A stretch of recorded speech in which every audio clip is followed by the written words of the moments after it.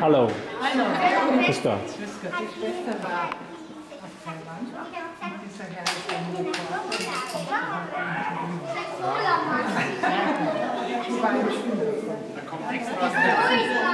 Nach Berlin. In Berlin. Ja, genau.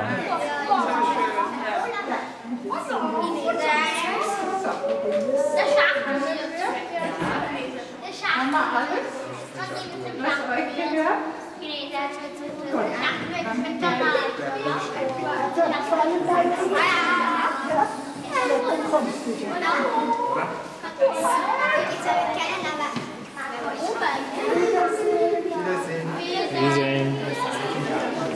Wiedersehen.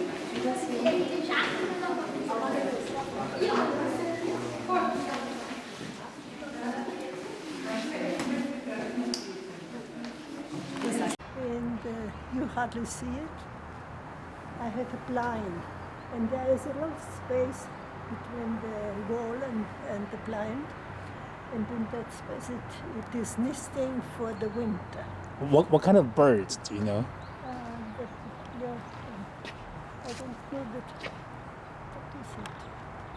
It's okay. In German is Kohlmeise. Kohlmeise. Okay. When I see one, I will show you. They are all around here. And they find a place where they can stay for the winter, you know. This is beautiful. Our garden is rather large. You don't need to film all the time. That is the original park, but not this. This was this elevator was added with this annex. So you need to. I'm filming the environment. This is Yeah. wow. And then it goes this direction over there. And this part was the last annex. This is a. Done by the Nazis. Our sisters during the war were, this was occupied, taken over by the Nazis. The sisters had to move into other places, and they built that as air raid shelter.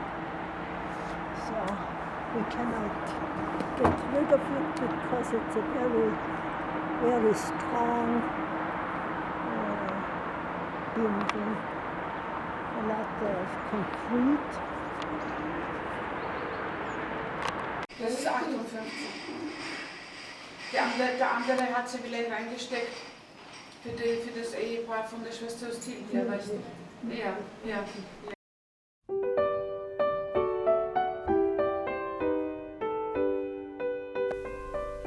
Okay, so I'm starting with a question. Where are we? Where am I now? What's this place? I think you know where you went this morning. You were bravely walking down Hornerstraße to Hornerstraße 75 in Stockerau. This convent is a very important place historically because the site on which this house was built was, you can say, sanctified through the death of a pilgrim who wanted to go to Jerusalem but was executed in this place as a spy. He was mistaken because he didn't know the language. He came from Ireland, and it was at the time 1012 when there were many Eastern invasions in this area. The border is not very distant from here, and so he was mistaken for a spy, and he was first tortured and then hung on a tree. But he always told them in his limited way of expressing himself that he wanted to go to Jerusalem as a pilgrim. Would you like to? Maybe let's try. Yeah, let's try. Try. Yeah. Yeah. Because it was the body of this pilgrim did not corrupt. He was hung on a tree, not buried, but it didn't disintegrate. And people who passed by, they found there was something special about this executed person, and so they touched the body, and they were healed for certain diseases. And that went on for about a year, and they came to the conviction that after all he was really a pilgrim, an innocent man, and they had killed a holy man because obviously miracles had happened here. And so his body was then transferred to Melk. Melk is a very famous big convent on the way from here to Upper Austria. And that's where people go now to venerate him. But they also come to this place very often. And then by and by, because people kept coming here to this place where he was murdered, so Franciscan fathers came here to build a chapel and then to take care of these pilgrims. And they had a convent here on this site. And about 200 years later, this convent was then dissolved because Joseph II, the emperor at that time in Austria, did not think it necessary that there was a parish church and a convent in this area.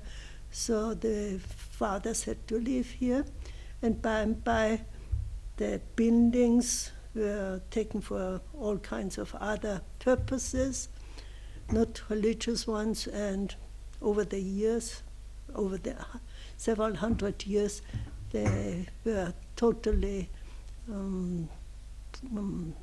destroyed, broken down, and in 1912, our sisters were looking. Our congregation was founded in the Netherlands, on the border of Germany, very close to the border. And they wanted to have a new foundation here, somewhere in Austria, and they were looking for a place where it was near to the city, but enough quiet space and also space for expansion and so. And they found this place and started building in 1912. And I showed you this part of the house that was the first building that was erected. And then this extension, and during the war the sisters had to leave here because the Nazis took over. And after the war they started restoring the whole place, because all was really, a lot of it at least was broken down. The rooms were in very bad order, and even the frames of the house, of the windows were broken out, and the doors had no handles and so on. So they really had to restore the whole place, and they worked very hard. And over the years it has become more and more beautiful. And I came to this place 1950.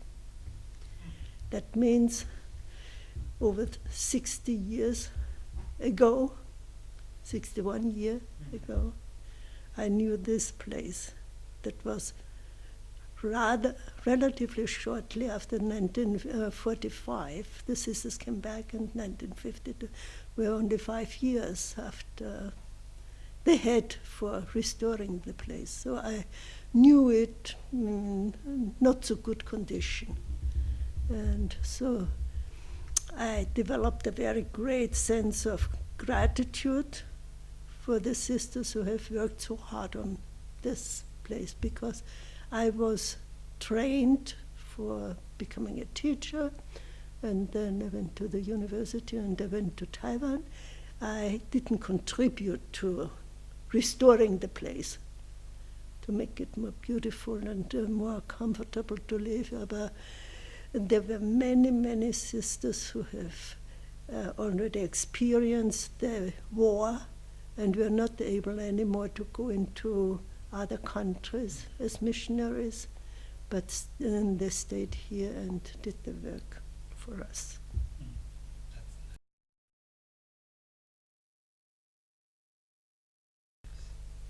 And then in 1999, that was your retirement year from Taiwan. Right. I left Taiwan in 1999. It was August. But I went to the United States for a year, because in Taiwan I had done some research and there was quite a bit of material that I wanted to prepare for publication. And I was able to do much of that while I was in America for a year. Where in America? In Chicago. Chicago. We have a house there. And I stayed there with the, first I was near the Loyola University for a couple of months in order to be able to use the library there. And then I went to the convent and did the writing. And after 1 year in Chicago, you came I came back here because I was passing here before I went to Chicago. And I saw there were so many old sisters and so much work to do here, but few young ones. And then I thought, when I am done with this work, then I should also make a contribution. That's why I came back. I could have made a contribution in the United States as well, but I felt obliged because this was my cradle in the religious life. And I had gotten so much here, so I felt obliged to also make a contribution. And that's what I'm still trying to do now. Okay. So, and this is a question from Kate. How are you? How are you doing? How are you doing here? Do you enjoy living here? Would really love to know how you are and what your life is like now. For example, your daily routine. Yeah. You see, I'm feeling well. I can see that. And I can really say honestly, I'm very grateful for all that has been in my life. There were sometimes hard times as well, but there was so much that I have gotten through all these many years in Taiwan and abroad. I was also in the Philippines for a couple of years, and then in America I was 4 times, first for study and then twice for sabbatical leave and once for a visit only. And I had all sorts of experiences there that also enriched my life. And you know, if you broaden your horizon and exchange with others your experiences, it's always a give and a take. And you get richer by it. And I guess you have experienced that already, but over the many years of my life, there was much of it. And now I'm actually I have a very quiet life here, because I'm taking care of the library. I will show you the library. It's a small for our convent only, but enough for our needs. And I can say have created this library in that place because I built it up, not the collection, but the place.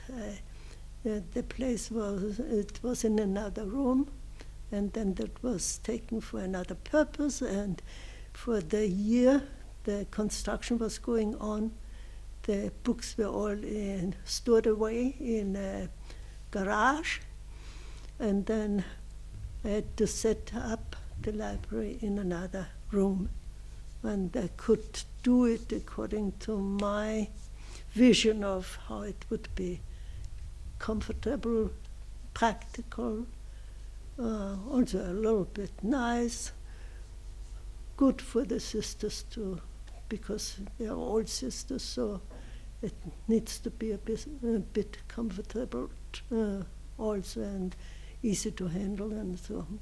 And I did that.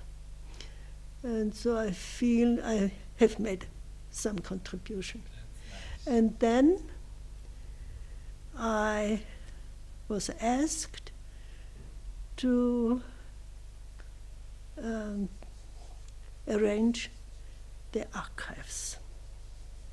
And that was a big project, because now next year it will be 100 years that our sisters have come to Austria, and all the documents, the important documents of this 100 years, they were partly ordered but never registered, so that you can easily find when you need to look up something. And so I went to our mother house in the Netherlands, where they already had the archives, and I looked at how it was done there in order to have some sample to follow. And then I started this work, and I did it. It was somewhat tiring, because you always have to be very concentrated. If you make a little mistake and type a wrong number, it can't be found. Is of no use. So you have to constantly pay attention that you don't make any mistake. And that's rather tiring. Will there be With the time. next year is the 100 years anniversary. Yeah. It's like in Taiwan now, we're actually celebrating the founding of 100 years of Republic of China. And so there were actually a lot of This year, this year. exactly. And I actually brought something for Exactly. you. I actually brought something for you. That's right. I hope I have it here. 1911 was the founding. Dr. Sun Yat-sen Yeah. founded this place. Yeah. And wait. Yeah. So that's 100 years, and it's a magnet. You can actually wear it, Yeah. and it's with the flag. Of the Foreign Affairs Yeah. Republic of China. Nice. Yeah, and Wow. so there are a lot of activities going on. Oh, thank No you, problem. Kevin. Yeah, This is very nice. I just think it's a This is very meaningful. yeah. Yeah. So next year will be 100. The anniversary here. Will Right. there be any? Are you All, planning anything? all sort of celebrations, yes. We are going to have 1 week of we call it Festwoche. Festival week. A festival week. Okay. Every day there is some program. We invite different parts of different of society, the representatives of society. For instance,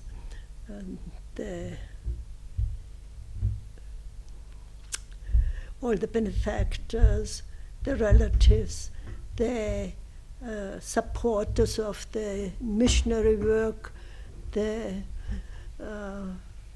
officials with whom we have contact all the time. And so every day other people are invited, and a group, and we have programs for them. We show of our work in the missions and the history of this convent and of our congregation and our activities now, and then show them the place, of course. When would that be, roughly? In Was it summer or in April. in April? So it's- okay. The sisters started here in April 1912, so that is the beginning of the anniversary year. So we have this. And then during the year there are other events, together with the city and parish of Stockerau, because the parish and city celebrate 1,000 years. Okay. Because it is 1012 that he died, and he is the patron of the city and of the parish.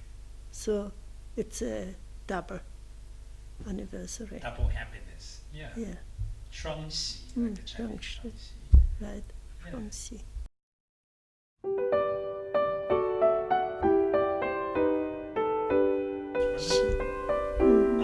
And this interview project is happening because the department is going to be 50 years old in 2 years. And there are a few questions about the English department that you know. First one is, what were for you the most important or meaningful things that happened to the department? The most important, meaningful things. There was so much that I think the increase of population in the department, the important thing that we always were conscious of, offering our students what really prepares them for life, and to have a standard that can compete with other universities, and that is really up to the need of the country. Because our purpose of working in Taiwan as missionaries was to prepare our students holistically as personalities that can go into society and make a real contribution. Not only to prepare them for themselves to earn money and get into a place where they can have a good life or something like that, but to be conscious of what they are supposed to be in society after they leave the university. This was our goal, and this was important to us in our program, in our vision for having this university, for working in it, dedicating our lives to the youth of Taiwan. So whatever was possible within the frame that was given by the possibilities at that time in Taiwan, we were trying to do that. And you were once the chair of the department. Mm-hmm. What were the principles you created or maintained while you worked as a chair? teacher, advisor, and editor-in-chief for, this is about Fujian studies, actually. Foreign studies. Yes. I was the editor-in-chief only after I was no longer in chair. Okay. These Yeah. two duties would have been a little bit more than I could achieve. I was chair, and later I Okay. took over the Okay. editing. So I think this question is actually about Fujian studies, because this Fujian studies still exists right now, I believe. Yeah. And so, what were the principles you created for Fujian studies when you were working as the editor-in-chief? You see, foreign studies is the organ of the foreign language college. My aim was to make it an instrument of communication, to show to the professionals at other universities what we can contribute, to make, again, in one word, a contribution to the world of learning. And we did, at least I did, try to create this desire among the faculty also of the other departments who wanted to make a contribution to the journal, that they should have a standard that can compete with other universities' publications. Because as a Catholic university, we should be at least equal to, if not a little better. And that maybe it was a little ambitious, but you know, the goal is to reach something. You have to aim a little higher. Usually you don't reach it not quite. You stay a little bit behind, but if you don't set your goal high enough, then you have no ambition to make an effort. Set really. the bar higher, Yeah. so that you could work harder. Yeah. And what was it like to be the editor-in-chief for Fujian Studies? Are there any difficult moments? I mean, in terms of founding, editing? I didn't found it. That was done by Father, I think Father Fenny already started it. He was the founding father of our department, Father Fenny. Yeah, I actually read that material. He was the one. But in terms of, I was talking about more like the budget for the publication. Did you encounter any difficulties when it comes to the budget? Actually for not, studies? no. Okay, that's good. No. Okay. I think it was self-understood that it was the whole college would contribute also to the publication. So it was not my business to worry about the money. That's good. It was a publication of the college. Were there any difficult moments as the? The difficulty for me was when there came in contributions that I felt were not up to standard. To not discourage anybody, not to what should I say? To undermine the person's eagerness by not giving the necessary Support. support. I did give. I did give, but if somebody simply because it was a little below that where you should start from, then that was hard. Then what did you usually do when you? Yeah, I tried to encourage to rewrite passages, to look up once more some source materials and something like that. But not everyone could take it well. Okay. that's the hardest thing, because on the one hand you are obliged to, you have an obligation towards the college, towards the university, because that goes into other places, and not only within Taiwan, but also we send our publications abroad, also to other universities. But towards the person whom you have to deal with, and toward my conscience, that was sometimes a little difficult. I'm glad Mr. Murphy is the one doing it now, and it seems he likes to do it, it seems. I have the impression he is good at it, but he is confident. That's very important, to have this confidence that I can do the job. It always requires both a lot of skill in dealing with people and a lot of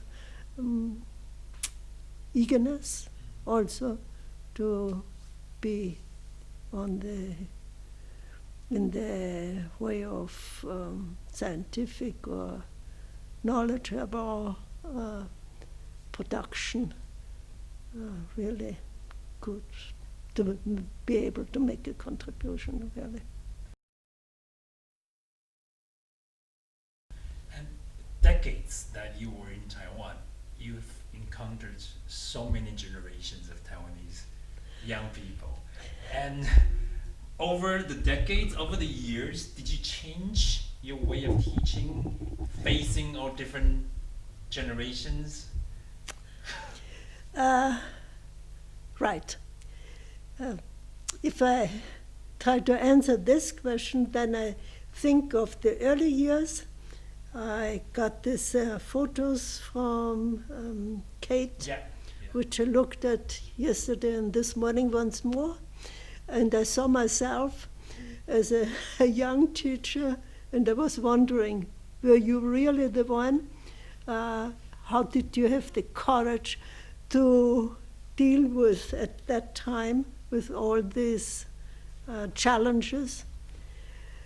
And then, in the later years, and especially the last year I was teaching there, I became very aware of the great difference of kinds of students we had. In the last year, I was there, 98, 99. The first couple of weeks, I was in class with the new students, freshmen, and the students came in, sat down, talked to each other, and I was there in front of them. They didn't seem to be aware that I was there already. Then somebody took out something to eat, to drink, and it took quite a while till they noticed that actually we should start working. And I thought, what's going on here? I didn't want to clap or to shout, but I thought maybe because I'm older and they don't take me so seriously anymore, so they are not afraid of it. But they were very nice at the same time, you know? They were very friendly, and they didn't seem to mind that they were not working, not learning. And then 2 weeks later we had a conference, and there was Mr. Xie. Was he your teacher still? Yeah. And then the other teachers said also something of the same experience like me. they also felt the students are quite different from past generations of students. And then Mr. Xie said, that was the cue he gave us, yeah, you need to understand, this is our TV society. TV society. They sit in front of the TV, eat and drink and chat, and then if they are not interested in what they hear or see, they turn off and do something else. And now we shouldn't be discouraged, but we need to take it as a challenge in order to see how to get them. We need to learn how to cope with this new generation of students. This is the very, very great difference from my earlier students, because the earlier students were so eager, so ambitious. You were constantly challenged by the students to be well prepared, to offer them something that was really worth knowing and learning, and to challenge them also to get something from them in return. It means to show that they have grown. Because at that time, life was hard in Taiwan. Especially after 1977, when Taiwan had to leave the United Nations. I think you were too young to I was experience. 1 year old. Yeah, that's why you don't understand what happened there, but that was such a shock in the society of Taiwan at that time. And now they stand all alone without the support of the United Nations, and they have to show the world that they can do it by themselves. And so all the people were very hard working, and the students in school as well. And then, after the change to a democratic system, and there was gain of money in the stock market, you only needed to know how to do that, and you could get easy money, and that was so reflected among the students, in the behavior of the students. I came back from the United States after a sabbatical leave, 88, 89, and when I started teaching again, I realized the students are not really motivated to study hard anymore. What has happened to them? And then people told me, they can get money easily without hard work now. And that's why they don't have this attitude anymore towards their own future, to prepare really through hard study for a good career. And then at the moment, I was really wondering, what am I going to do? Because I was teaching courses that did require a bit of work. And how could I challenge them? Then I thought, every difficulty is also a chance. You need to find a way again to make them aware of what they did to themselves if they do not change this attitude. Because most of them wanted to go abroad for further studies, and in this way they are not prepared for higher studies in the United States. They will have to suffer later for it.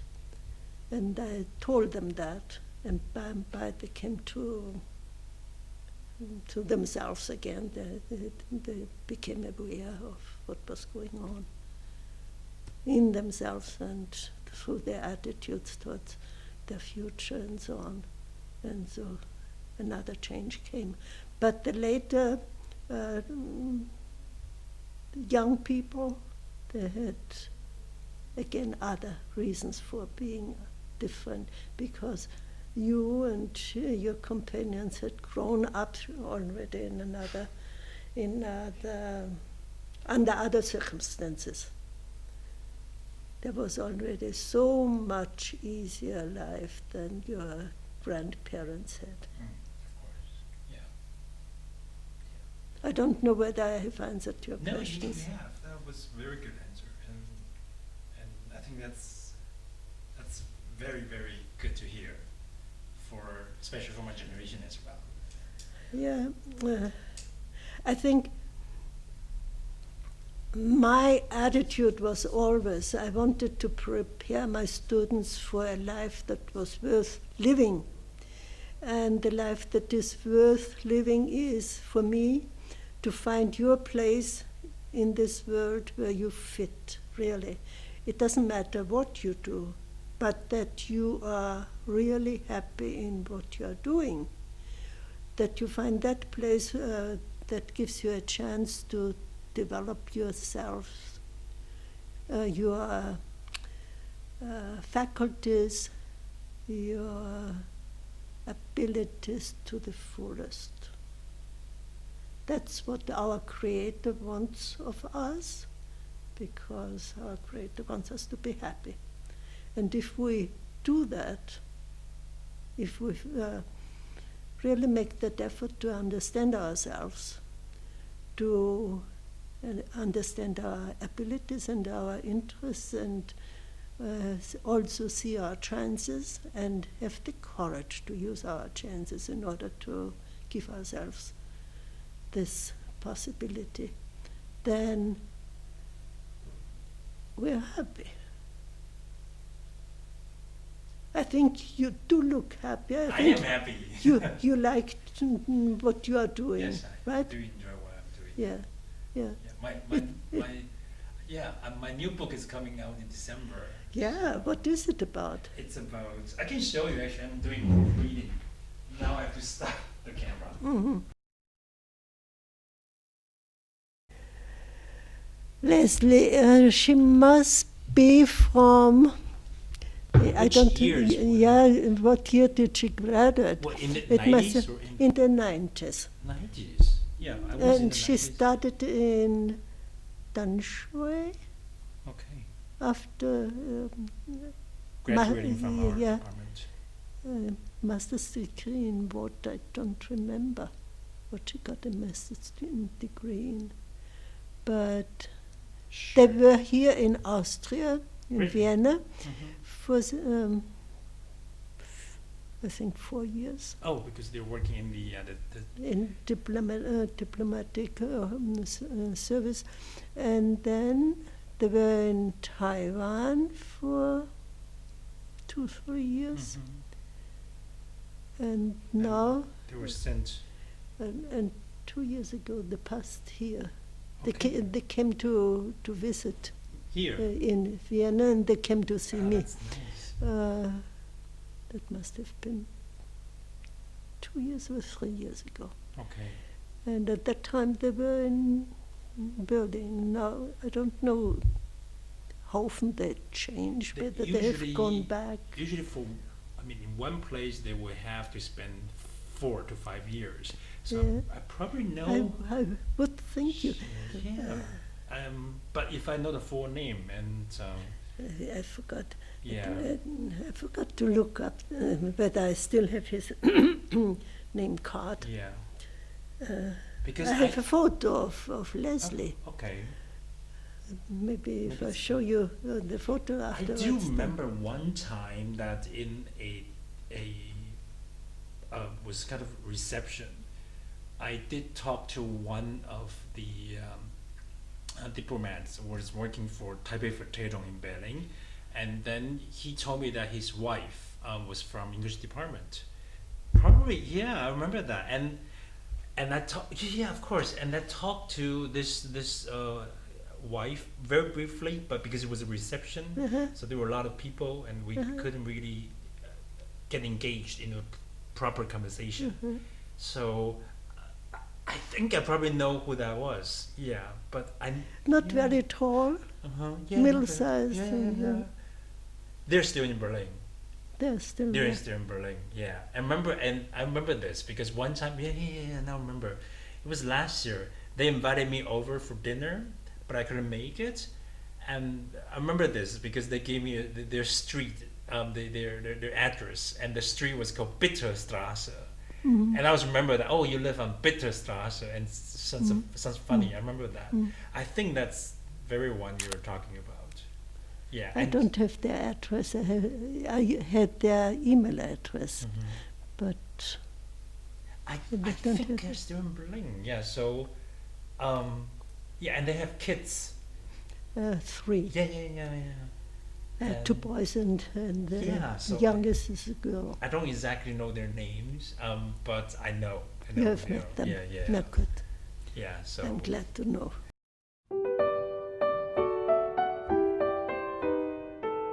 Yeah, but just roughly, quickly, because Uh-huh. yeah, it's.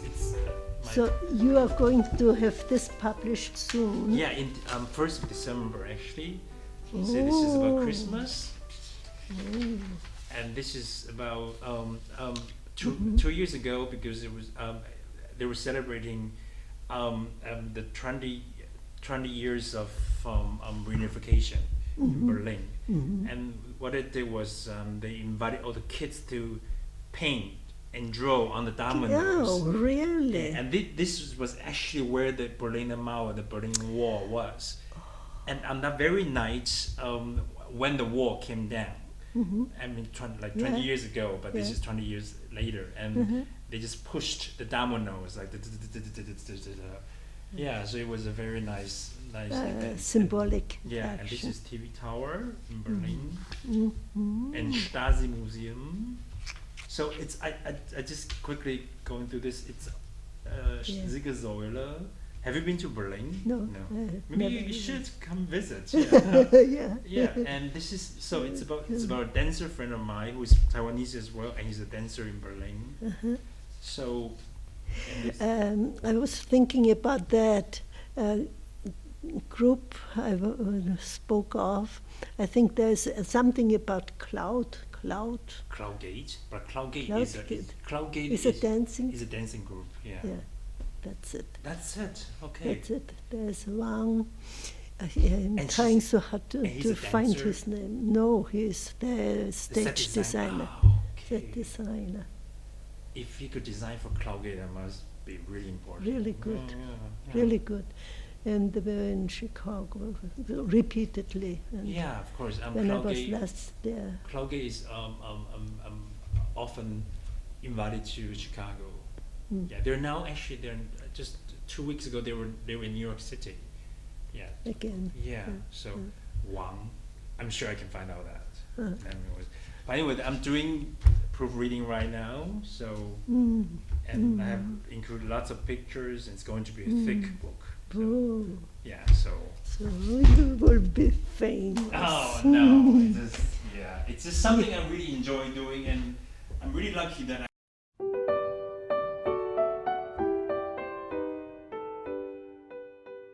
I think that was when I became head of department. Was probably. and so that was the PowerPoint. I have looked at them this morning the second time, and it made me very happy to see so many people again, and the setting in which I have been working. Seeing myself, I thought, my goodness, I looked so, in German we say, betrüppelt, not very happy at times, serious. So why did I look so serious? Maybe I was very conscious of my position, and Agnes saying that she was afraid of me. No wonder. Well, nowadays, I think I'm smiling most of the time, and at that time I was serious. I must have been because I was not so, maybe be so sure of myself in my position, or I was very sure about the importance of it and my duty towards the students and so on, to be a good teacher and a good administrator, because to be both good for the students and good for the faculty and staff is sometimes a little difficult, because to combine all the desires, to meet and satisfy all the desires that probably are felt, expectations towards you and so, is not always so very easy. And maybe that was what... I wonder what, these are the yearbooks. Yeah. This is yearbook 1980. 1980, I was still very fresh, I can say, from the university in America, after getting my PhD degree. I think here I looked already a little freer, maybe I should say, than in the early picture, and happier in what I was doing. I had some classes with whom I had very good relations. That means good feedback from the students. So I think there were not too many who were so very afraid of me. And this was reflecting here. What do you want of me? What do you expect? What is it? This is the office, where I think it is still the office of the head of department nowadays. I think so. 1985. I became head of department 82, so it must have been the head of department's office. Who took the picture? I don't know that. Yeah. No idea. 82 to 88, right. Yeah. At that time, I had a very good companion in the department, that was Sister Rose. And I'm very obliged, grateful to her for all the support she has given me and the share she took in that burden of building up a good program, especially in composition. We planned together, she was teaching composition, and she found that the department didn't have a good program yet, and so I felt we were doing a good job together, and that gave me a lot of confidence.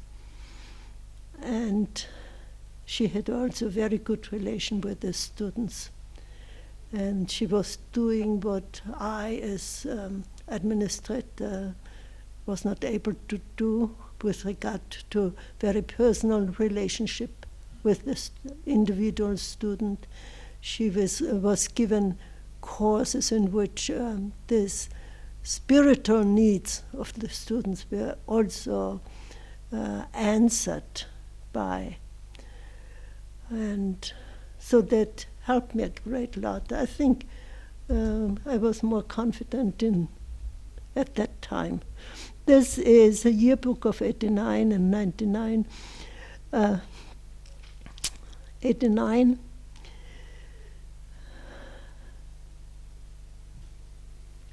That was the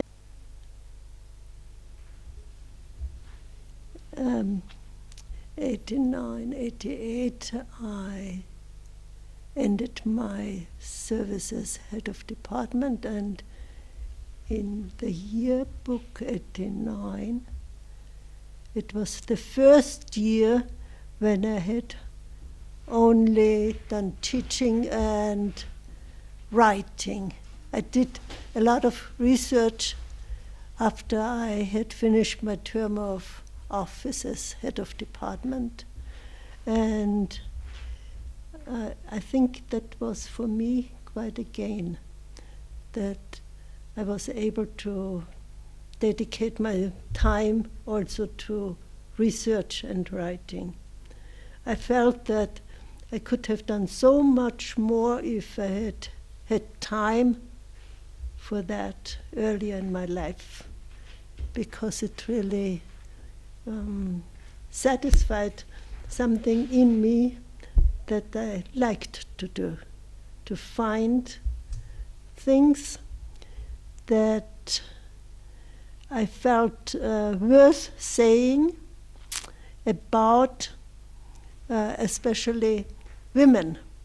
In the novels of Joseph Conrad, the role of women in his fiction, because as we are calling ourselves, our congregation, servants of the Holy Spirit. And as servants of the Holy Spirit, we want to be contributing to what the world needs most at this time, and the women's role in society has not been recognized in earlier times sufficiently. The importance of it and the contribution women could make to public life if it was really recognized and given chances as it could.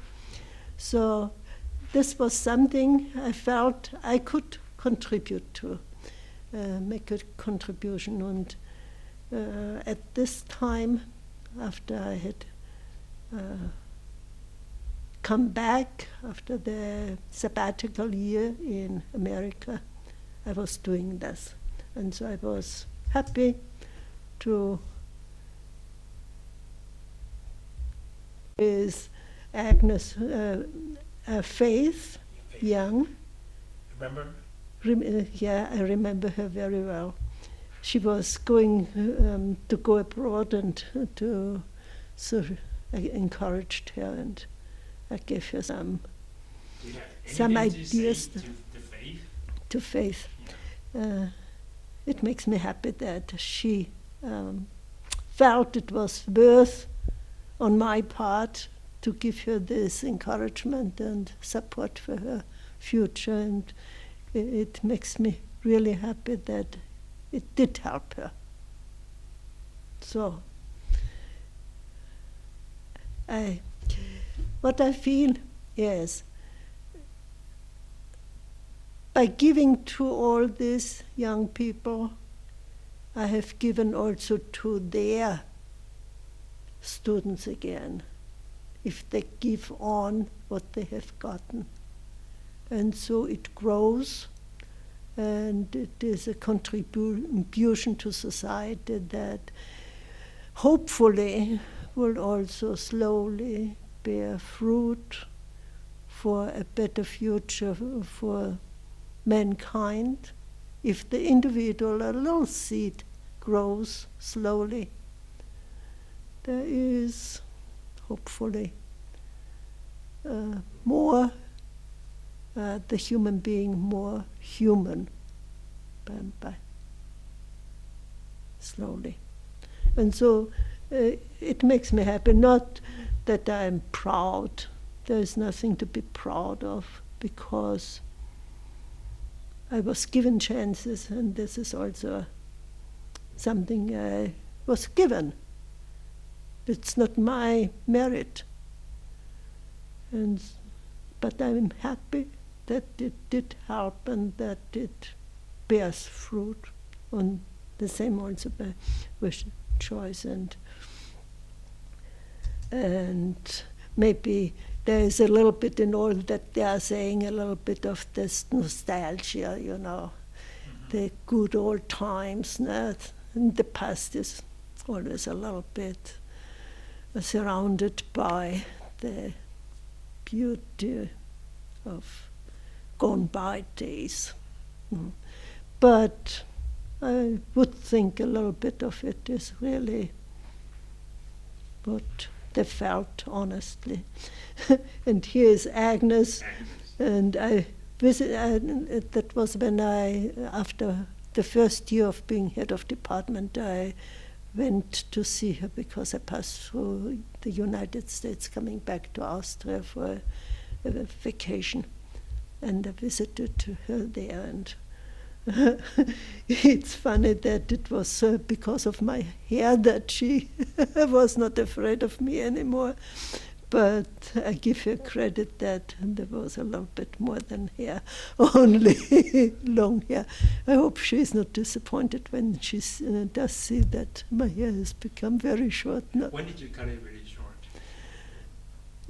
When I was in the States last time, because I changed to leg clothes.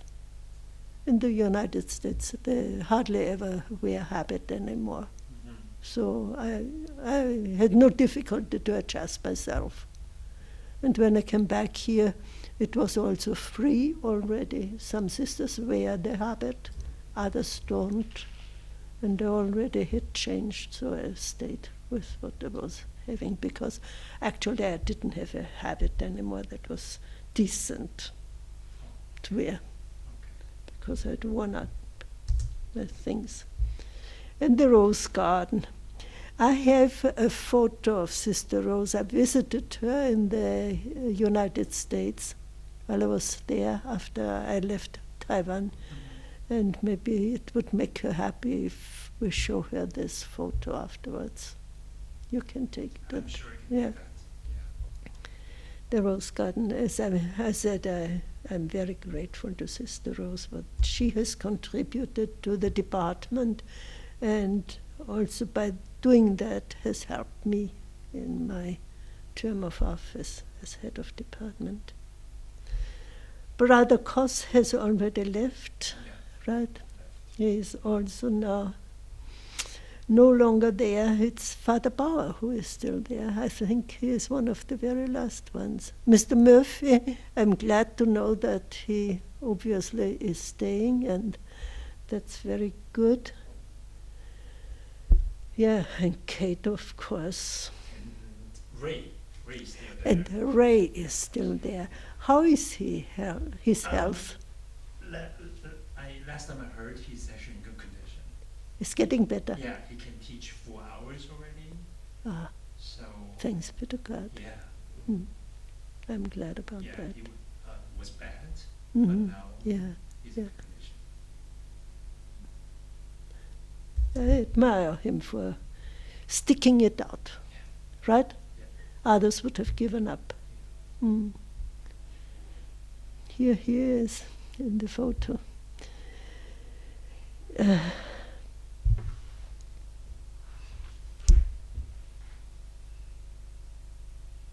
That's from Kate. This is Kate, yes. I don't remember that I have published her paper in Foreign Studies. I really don't remember that. And I don't remember that I've criticized, given critique to her paper, but if she says it was so, I believe it. And I'm glad that I didn't discourage her. You've done so much, so you can possibly remember every detail. No, I really don't. Yeah. And Mr. Murphy, and I'm glad he is doing this. Do you happen to know how long he has been doing it already? I don't know. The editing job? Because it was when I left, Mr. Ray Schulte took over. Yeah, I don't know how long Mr. Murphy has been doing that. But it's good that he likes to do it, and I'm sure he tries his best to And he's married with do kids. I'm so happy to see his kids. Tell him I'm really happy to see also the kids of Doris. That's really nice to see and to know.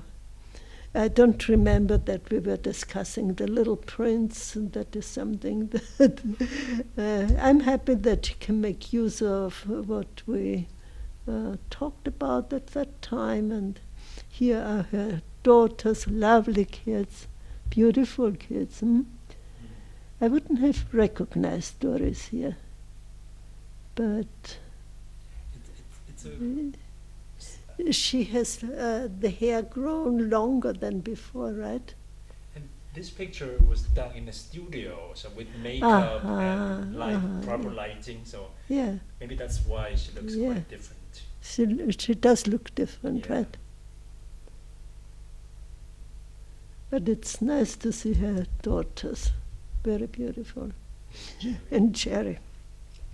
I've been writing to him every Christmas because, yes, because he was such a good research assistant to me.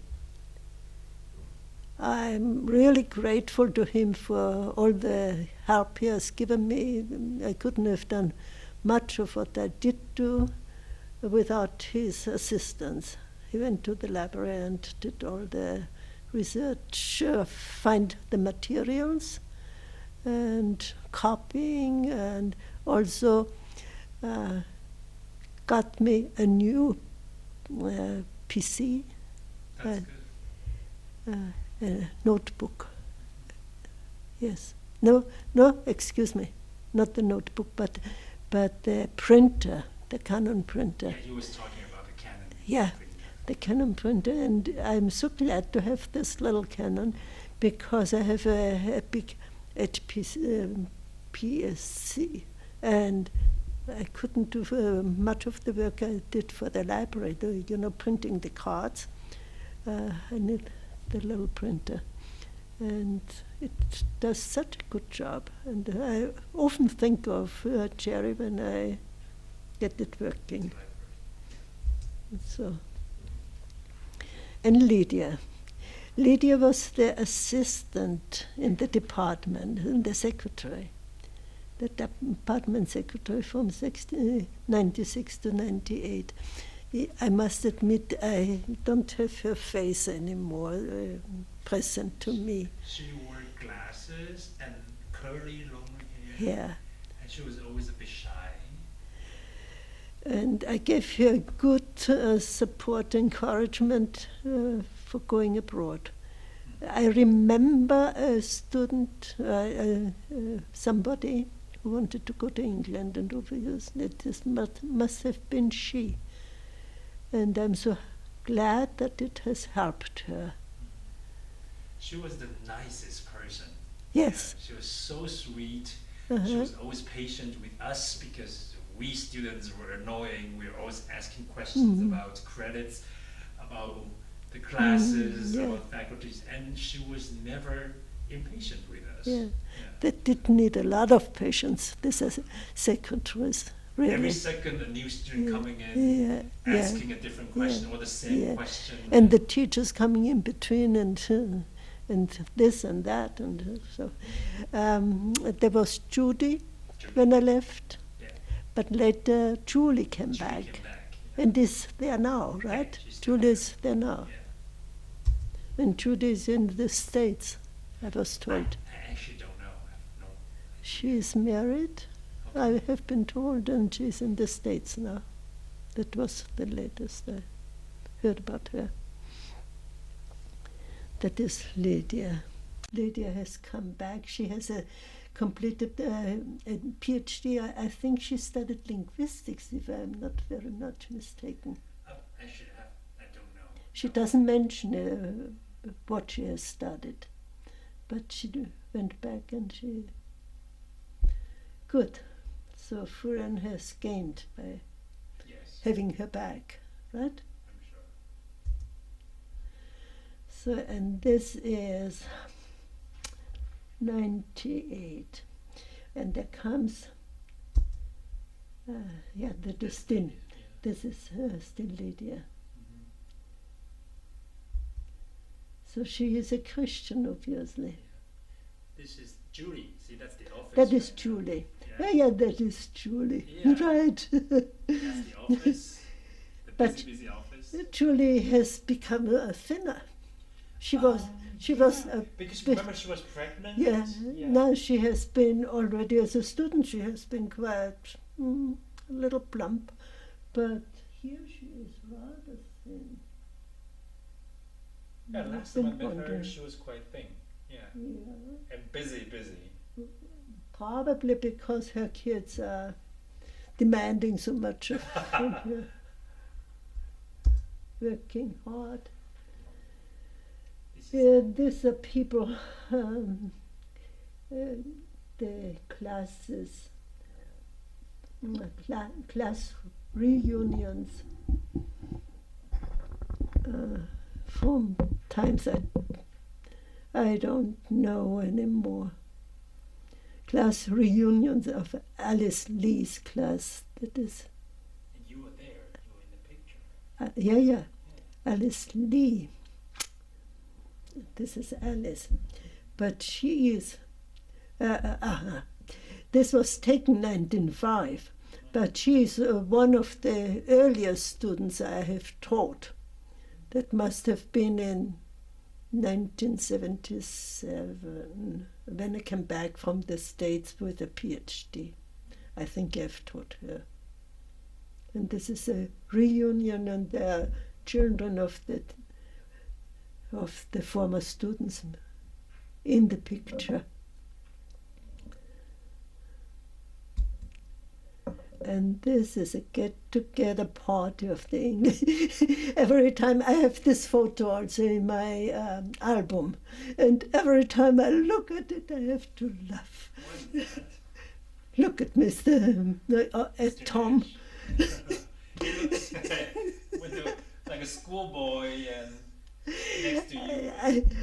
I laugh every time I look at it. It's kind of a funny picture. Isn't it? Yeah. Yes. I think he did it on purpose, I guess. He wanted to make fun of us. And this is so nice. Margaret. She said hi. She's now in New York City. Yeah. And because I told her I was coming. Yeah. Oh, really? And she was very, very excited. She said, "Oh, I miss her. Please tell her I miss her." And Yeah. she's now in New York City. She's teaching. Yeah. I have been writing to her for many years. Only the last couple of years I actually, usually we were communicating with email. And then I lost her address. Oh, okay. And once she sent me a card so that I got her mailing address. And now I don't have that one either. So I really don't have, but I pray for her very faithfully. You can tell her that. I will give you her new email address. Good, Yeah, good, do that. Yeah, And here's Mr. Shi. yeah. He is no longer there in the university, No, right? no. He's also retired. It was really funny because it was 5 or 4 years ago. What was that? I'm not really sure, but a few years ago that he retired, and he actually had a really funny farewell party. He because he's everyone remembers him as the Chinese teacher for Yeah. our department, and he actually had a funeral. Yeah, really. It was so funny, and we had it was actually in this in the How church. sad. Yeah, no, but it was I wasn't there, but I was told it was really funny that it was a funeral. People saying goodbye to him, as if it was really a real He had funeral. died. Yeah, and died people for- were and Crying? Eventually, people were crying. I heard. I can imagine, because he was a good teacher. Yeah, and you know And what? he was very dedicated. After he retired, he actually wrote 2 books about his teaching experiences. Really? Yeah. In Furen. Yeah, and he kind of really his way of education actually became quite well known through these 2 books. And one of his students, one of our graduates as well, made a film on him, a documentary, and actually Nice. released it as DVD. Really? Yeah, I don't have the DVD, but I watched it and I was laughing all the way. And it was about his unique way of teaching us. It was English department, but still we have to really learn all these Chinese classics. Yeah. Yeah. And so it was very interesting. And He was a good teacher. Yeah, he was a good teacher. I always remember him because last December, I was in Taiwan, and they had a like an alumni party, and I was there. And there I met him. He went back as well, and he looked good. Yeah. He was happy to meet. Hey, well, he still remember me, Yeah. and he came to talk to me, and he looks now very relaxed, and like he was still busy with his writing, with his books, and he's sort of some kind of educational celebrity now because his unique way of teaching. Nice, Yeah. nice. I liked him. Yeah, He was and Father dedicated. James Liebner, James Liebner. He's still on the mainland. I'm sure. Because He went to the mainland from Furen. Yes, he went to a very remote place, Gansu actually. That's- Really? And To the far west. yeah, but I lost contact as well. Hmm.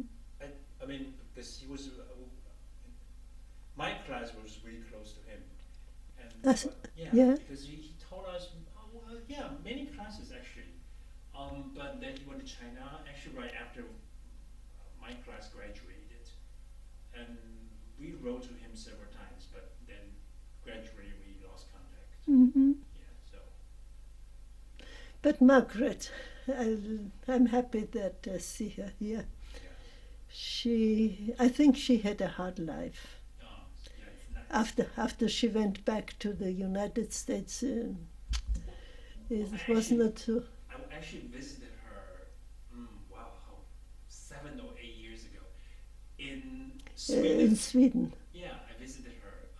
She was still married to that Swedish guy, Hmm. and they had a beautiful big House. Oh my God, it was so big. In the guest room, there was this big, huge fireplace. And I remember I was walking her dog and into the woods behind the house. It was one of those Scandinavian experiences. And then things happened, and now she's back to New York City. Yeah. But she is not so happy now. No, Why? I'm not so. I don't think she's. Remember Matt's little boy? The boy, yeah. the boy She is now- keeps sending me his photo. Oh God, he's a So, big man now. Big young man, tall, handsome, Handsome. and I think he was going to. He's becoming an actor as well. Yeah, right, Yeah. Right. But I think she's very proud of him, and I don't think being a teacher in the States is a very easy thing to do. So In New York. yeah, and so some frustration, but I think she's doing okay. You think she's doing okay? Yeah, it's life is not really that easy, but I mean, she's Margaret. She's a survivor, so Yeah. Yeah. yeah. I had the impression in her last note she wrote, I think it was a card only, but that she worries a little bit about Matt, whether he finds his place in life. Yeah, He's everyone- trying things and not getting really started on something proper. Well, every mother has that worry, like every teacher. Yeah, maybe you are right. Maybe you are right. Yeah, and this one is the English department. There's a big family in 1999 That's the year when I left. Do you That remember was, where that was? And what was it about? where was that? Where was that? See, Mr. Nash was always in the front. Yeah, after all, we are the stuff that the old, Father Bauer, Yeah. Cecilia. yeah. This guy, he's from the German department, right? Really? Originally in the German department, Oh, this okay. one. I don't really know. I don't remember his name. was he only in the master's program and came into the English department. I'm wondering about why he's here. I think he was in the master's program and started teaching afterwards, something like that. Mr. Murphy is quite at the back, and this is your photo. Yeah, that was my class. Yeah. That was your class. Yeah, we did. That was the thank you teacher banquet. Yeah, I remember that. And that was. Do you remember all these people's names? Yes, I do. I do. So I'm sure if you point to someone, I will. Miss C was still here. She was still one of our teachers, but she left shortly after we graduated. But I met her one time on a bus in Taipei, actually. Really? Yeah, it was really So fun. she still is in Taiwan. I think she's still in Taiwan. And Eric from my class, who is now teaching in NTU. Eric. Yeah, Eric. Who is Eric? Let me show you. Show me. He's now the young professor in the foreign language department in NTU. Eric, where are you, Eric? I mean, we don't have that many boys, so it shouldn't be that difficult. Where is Eric? Not this Eric. He's Eric as well. He's also Eric. Yeah, but who is this one? Which one? That's me. That's you? That's me. Oh my God, Really? Yeah, that was me. That was me. Awkward. No. I was awkward. Yeah, I was trying to. Not awkward. Where's Eric? You look thinner here. I was very thin. Yeah. You were. Yeah, I was. Yeah. Where's Eric? I can't find Eric. That's Kate. Yeah, that's Kate. And That's this Tracy. Oh, yeah. it's okay. We can come back here. Right here.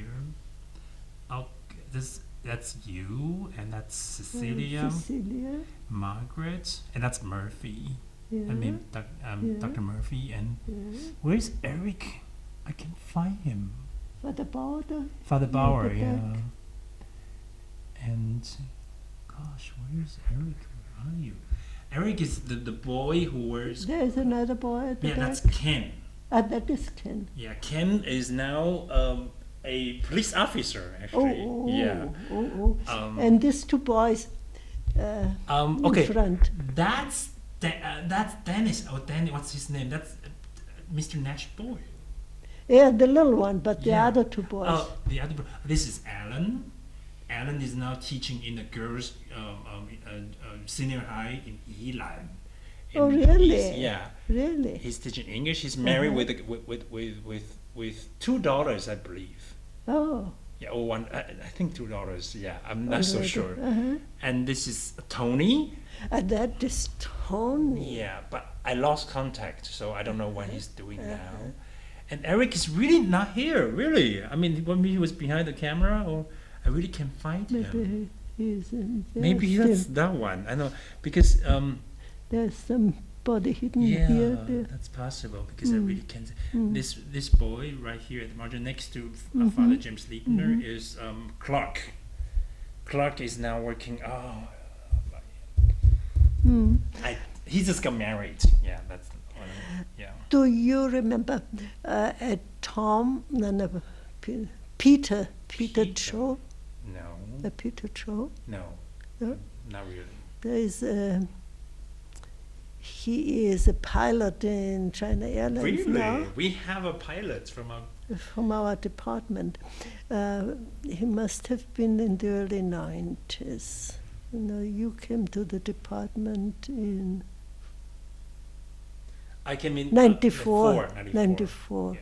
I think he already graduated at that time. Wow, we have a But pilot. he will come.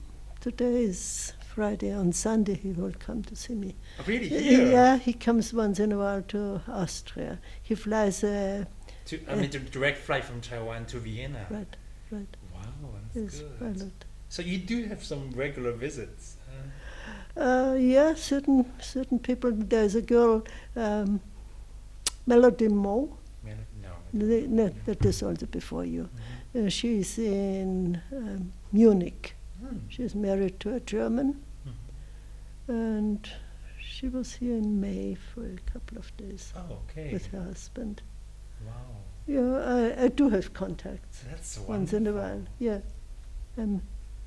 I'm glad still, and regular contact in writing with a few email. This is Mm. yeah. That was a good day. Yeah. So, Yeah, that was and very that was when you good. left. This was a beautiful picture. What was that? That was what is the technique called? When you have the figures in the picture moving with a string. What is that called? Moving with the string. Let me check from the other side. You behind the Oh, it's like I see. It's like shadow theater and with the string right, puppets. right. Yeah, string puppets and. This is a picture with these figures moving. on the Oh string. yeah. So if someone Yeah. is controlling like a Yeah. puppet master, Yeah. controlling with the strings, and this will move like Yes. the man on the horse. Yeah, right. And they framed it. Yeah, right. Oh wow, that's really A nice. very precious thing. But because I was going to the United States, I didn't take it with me. And where is it now? I would, yeah, in Taiwan. In Taiwan. Okay. I had to leave behind a lot of Oh, very and understand. costly things. Understand. But as a sister, I'm traveling light, you know, and Of course. Yeah. but it was nice, and you see, And that's Mr. Nash. Tom, Yes. Tom giving It's me always funny. because that he was- was the that head was- of department. Yeah, it was, that year because when I graduated, he was still the head of department, and Mm. that was right after I graduated. Yeah. So Yeah, after. and that was Ray. And that is Reschulte, Yeah. yeah. And this is I don't know these girls. Judy. though. Oh, Judy, Judy, of course, that's Judy. Judy. Yeah. Judy. Dressed And the up. next one, I think, is Doris. Yeah, next Doris, to yeah, her. Doris. Yeah. This one, I don't remember her name. I don't remember who she is. So that was the farewell party This for you. was the farewell, right? The teachers to me. So these two have been young teachers at that time, but Full-time teachers or don't remember. it's a shame. I don't remember the name, but I remember that she was the one next to Doris. I remember that she was a teacher. The last one here, I can't recall. Don't know.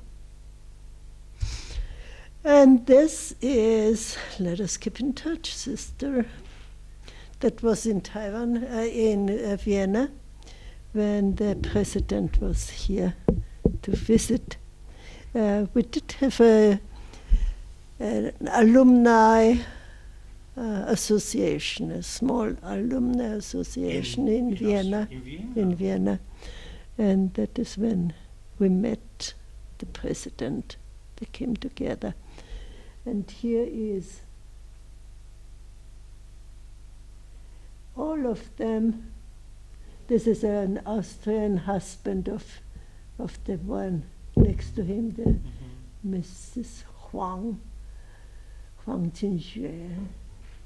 They are all graduates from Fudan University, but not the English department. So there is alumni. There was an alumni association in Vienna. It still exists. Several of them are not in Vienna anymore, so I do not know what has happened to the association after these people left, because nobody really got them. Was, I think, feeling obliged to get in touch with the others. Well, it's always difficult to run an alumni association. Difficult to keep the bond. And, Right, yeah. right. The man who was at that time in charge of organizing the meetings, he is living in the town next to Stockerau in Korneuburg. He is a graduate of the Department of Chemistry. Chemistry, yeah, right. Chemistry department. He has been in Vienna for many, many years and is having a store now. And a store, yes. They have all kinds of articles for health and beauty and importing things and selling things here that are difficult to get in the country otherwise. And obviously he is no longer organizing meetings, so. Okay. Because that was 6 years ago. That was 6 years ago. And so after this, I think that was one of the last meetings that I have come together with this kind of people. I have a couple of photos where we have also, I have met with some people from. Yes. I didn't meet the kids though. I just know that they have kids. Yes, that is she. And here I met a couple. The wife is from the Home Economic.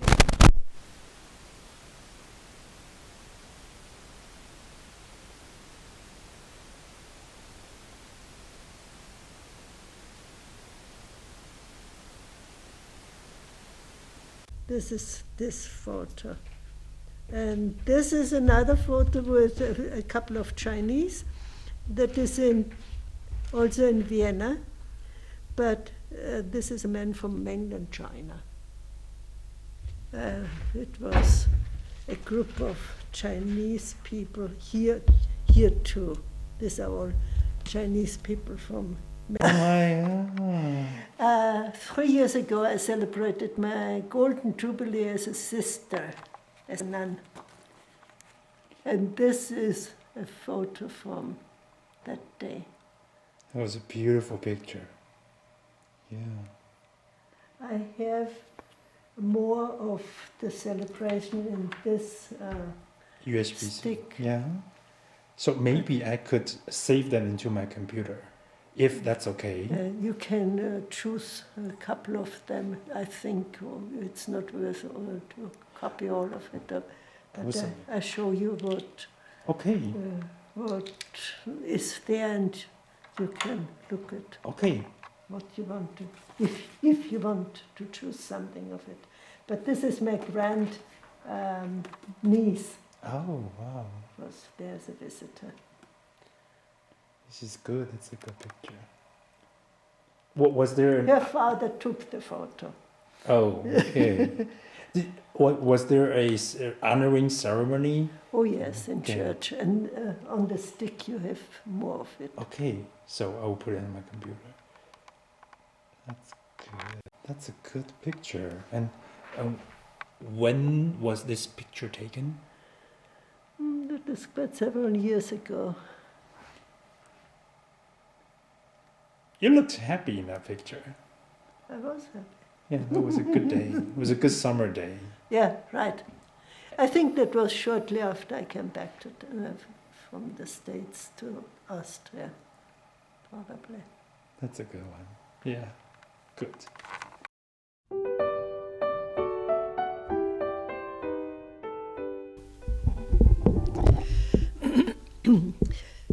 I think I have mentioned earlier that our intention, our motivation, our aim in teaching as missionary sisters, fathers at the university was to give our students a good chance for the future life. Taiwan, at the time when I came to Taiwan, was still a developing country. It was on the point of getting into the world market with their productions, export. And for that, they needed real good knowledge of the language. But in order to deal with people, it does require more than just language only. It requires to know culture, the psychology of the people, of the country I deal with, and how do we come to know about this, especially the culture of a country, of a foreign country. Language is a door, but there is more to it. There is also a content, and that is the thinking of these people over many of years, of centuries, of developing their whole way of dealing with life. And how do we come to know that? Not only from the language. We come to know that from their, for instance, products of culture, art, literature are parts of it. And in literature, when I read a novel, when I read a poem, when I read a drama, I meet persons. I enter into the life of the people of that culture. I get an insight into their way of thinking, of feeling, of dealing with interaction among these people. And this is what I get from the study of literature. We analyze, we see the interaction of these people in a drama and come to know this culture better.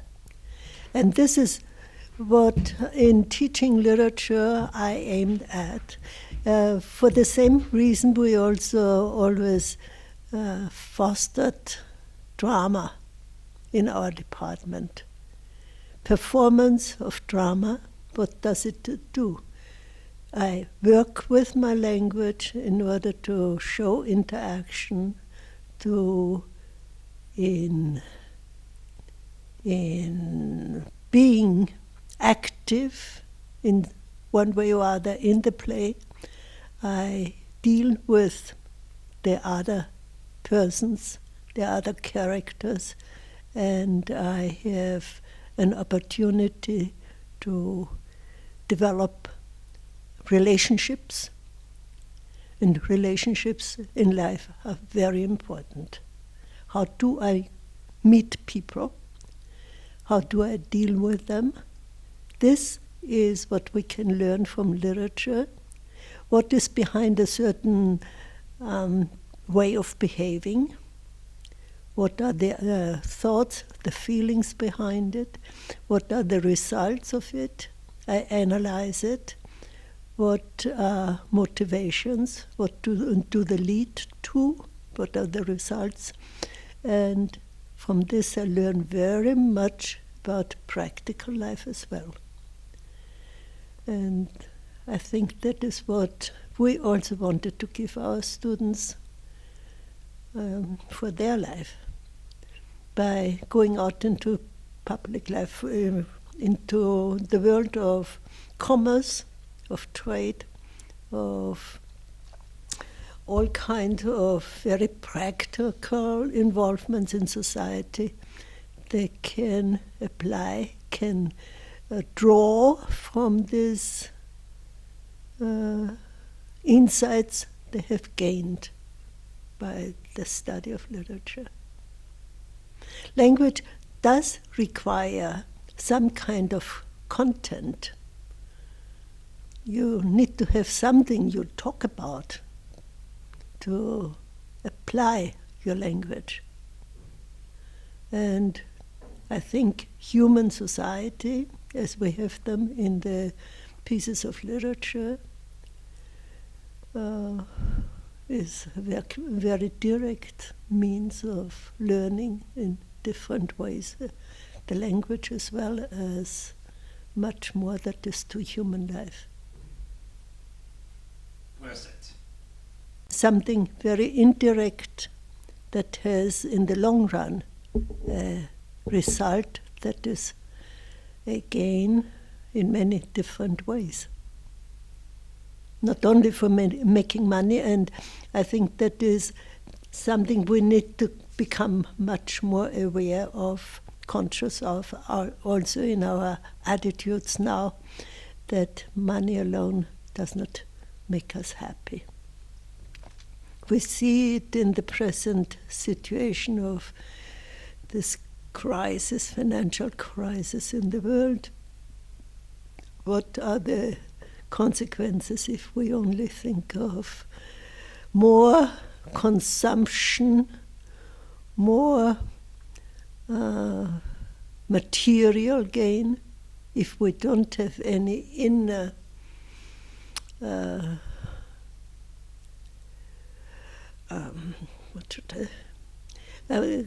if we don't have values by which to direct our lives. Values that are not depending, not sorry. It's okay. Let me think.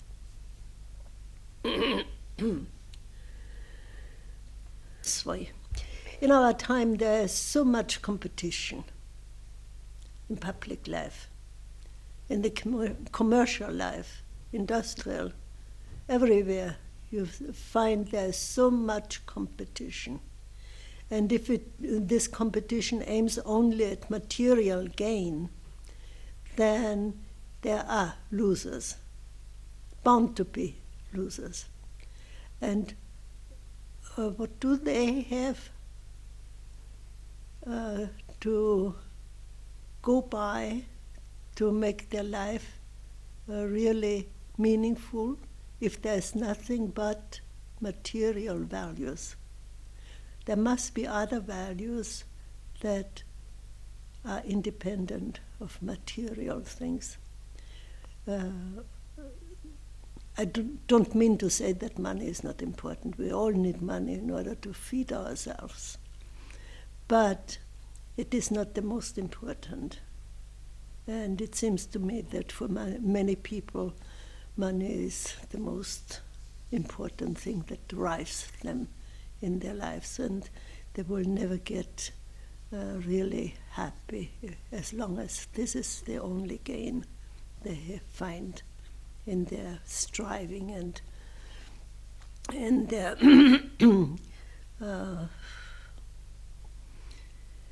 in their efforts, in their I'm getting tired. No, I understand. I think maybe I can ask you an easier question on this. Yeah, I still want to say something very you can important. Come back anytime. Yeah. Or you want to take a moment? Yeah, computer most of the time when I register documents and enter books in the library and so on. So You I don't have no to chance too to much. talk. Yeah, I understand. And I have no chance to talk English because we always speak German only. But your English is still perfect. Impeccable. I have to think sometimes. No problem. How's your health condition? A lot of people would like to know that. I think for my age I'm in good health. There are once in a while times when I feel that I'm very soon going to be 80. Once in a while I feel that. I cannot do everything as I like to do formerly, with regard to taking walks, speedy walks and so on. But on the whole, I think I can be very grateful for the way I'm feeling and can do many things still. Like, for instance, this summer we had a beautiful harvest of cherries, lots of cherries. Right in the garden. In the garden, in front of your window, there are two cherry trees. I noticed that. And the high one, we had a very high ladder to climb to pick the cherries, and I've done much of harvesting the cherries. So this is a surprise that I dare to climb up these high ladders. But in former times, maybe I would not even have dared to climb up that very high one I was up this year. But I don't get dizzy, and so why shouldn't I? When I'm near the tree, then I'm not afraid anymore. While I am so in between, far away from the ground, and there's nothing between because there is the trunk of the tree, then I feel a little insecure. But when I'm near the branches of the tree and near the cherries, then I forget that I'm up there, high up. And then I enjoy it. Oh my God, how did you get down? Oh, then I go down. I don't look down, Okay. but I don't get dizzy. I can go down step by step because then you have a basket full of cherries and you have to be very careful not to. Drop them. Yeah.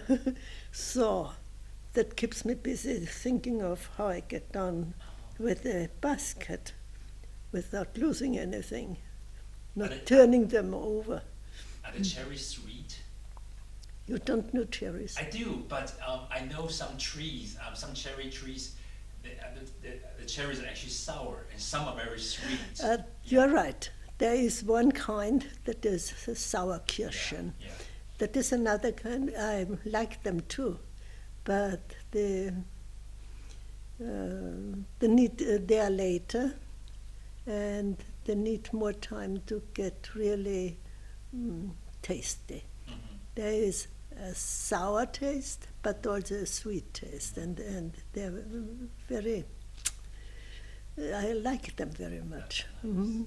But the earlier ones, they're really sweet and just good. And this year we had such big and beautiful ones and lots of them. So I picked a lot. And apricots, I did a lot of picking of apricots. What do you do with them? Do you make We them into make- jam or? We make jam, mostly. And then we eat a lot fresh, just in from the garden. And the winter here is really long. Right? Oh yes, we have a warm house, you see. Yeah. The good heating, central heating. Mhm. So, like here now, it is comfortable, It's right? wonderful. It's wonderful. Outside it's cold. So, Can you this go is- out in winter? certainly I go out every day. I'm Yes. talking about because when the weather is really terrible, it's actually slippery. So When it's slippery, they are the strewing the small sand, gravels, yeah, the small gravel, sand, yeah, gravel. okay, yeah. But out in the open, outside the garden, there is always that, what is that called, snow? It pushes the snow aside. Yeah, Uh, yeah, yeah. some kind of truck. track. Schneepflug in German. Yeah. And so there is no danger of getting too slippery. I think I'm obliged to ask you, because it's for maybe the future development of English department. Yeah, I've been thinking about that because she also wrote this to me. I think the situation is very different now from the time when we started teaching at Fudan University. The university was newly established. Now it is very different. So at that time, we have tried to meet the needs of the society by educating our students for that. What does the society need in order to make a contribution through our teaching by educating? I think in our time now, the teachers will have also to ask themselves, what do we prepare our students for? Not only for their individual, personal gains, but we want to make a contribution to society, to Taiwan, by teaching our students, educating for it. And I guess I have been away for 10 years now, but to become really democratic society takes a lot of time. There is a lot of development necessary, and to train the students to become real citizens of the country and to think of the interests and needs of the country, not only of the personal ones, of my clan, of my family, but of the good of the whole. This requires a lot of change of heart. And we have started to train our students for a little bit democratic, to develop democratic attitudes, because as we found the society of in Taiwan at that time, it was very much directed by authoritarian thinking. Authority was very important and was very much respected and very decisive in everything. And the individual did not feel really obliged to think of the whole. It was the duty of the authority, and they decided, and I do what they decide. And I have no right to have my own mind. But in a democratic society, we are obliged to think for ourselves and to make a contribution by what we recognize as correct and good, and in our narrow possibilities of life to act accordingly. And I think this is what the students need to learn,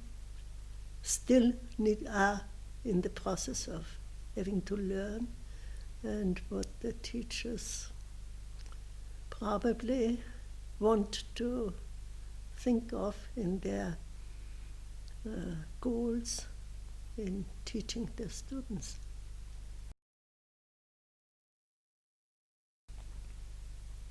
Do you have any possible plans that maybe you would visit Taiwan again? This year would have been the time to do it, because the president has sent us invitations. There's another sister here in the house. She was the one who started the Department of Mathematics, Shu. But both of us, she's older than me, 3 years older, and 2 years older than I. But we have decided, no, we don't try again, because when Fudan University celebrated the anniversary last time, it was 40 years of establishment. It happened. They also invited us. We asked for permission to go there, and at that time there were so many other institutions of our congregation in the different countries, missionary countries, where our sisters were active and where the jubilees were being celebrated, so that it would have been simply too costly on the one hand, but also not desirable so many sisters to have so many sisters traveling. And so the general superiors decided, no, don't. It's not in the. It does not really meet the purpose of our missionary involvements to travel so much for things that are not really. We want to give witness by our life, witness also to poverty. And if we travel so much for our satisfaction, because it gives me satisfaction to get back and to meet all my friends there, and also to see the results of my former involvement and so on. That is a lot of satisfaction for myself also. Certainly it's a little bit also witness. I have been there as a teacher and it has borne some fruit, and so that's also probably some witness that as a religious I have made a contribution. But that is not the main purpose. We should think of our vow of poverty, to live with the way poor people live, and they cannot afford traveling so much. Certainly the president told us our journey will be paid by the university. But then I was thinking, where does the president get the money from? It's the students' tuition fee, or it is their alumnus contribution, and that should go into something different rather than our journeys to Taiwan. So both of us have decided, no, we don't fly to Taiwan. And so, Kevin, I'm very grateful to you that you have unburdened my conscience, because I was, at the same time when I wrote to the president that I won't go to Fren, because I'm a member of a community and I have also an obligation towards my community. And then I felt at the same time, I have an obligation towards my students also. I was divided inside me. And when, independent from that invitation of the president, I got that email from Kate that she was thinking of getting you to come here, I thought, my God, that is really a relief for me. There is something I can make up for through this opportunity I'm going to get for what I'm not doing to satisfy the expectations of those who wanted me to come. So I'm grateful to you that you did come and that I get this chance, but I'm sorry that I make such a poor show. No. Now I do have some silly questions, stupid questions, but they're from my classmates. So. What are those? Your classmates? Oh, okay, Tracy was from my class, and she was a very small girl. And anyway, but she's now a professor in Zhengzhi University. Yeah. In Zhengzhi? Yeah. And she's a What, birth, actually. what did she study? She studied, after graduating, politics? She studied economics or something. Economics, yeah. That's Zhengzhi. Yeah. And she's now a professor, a young professor. And because we all remember you as our, we had to do role plays to we were all assigned. I mean, we were divided into small groups and we Yeah. had to perform Right, those right, stories right, that we right. had to study. And so her question was, if you have to choose to play one of the mythological figures, which one would you choose and why? Goodness gracious. That's a tough one. What would I choose? None of them. None of them. Why is that? Because they're too emotional and they're full of. Because I like to be myself. Oh, that's good. That's a good answer. That's a good answer. Simple and good. Yeah. I think no. I would have a hard time to find any of them who I could identify myself with. Okay. We were really bad students, and how could you put up with us? When How we do are- you decide you were bad students? Because we were never. Actually, I gotta agree with that as well. We actually. I mean, I think for my generation, we were still. When we got reading assignments, we will. You really did finish it. them.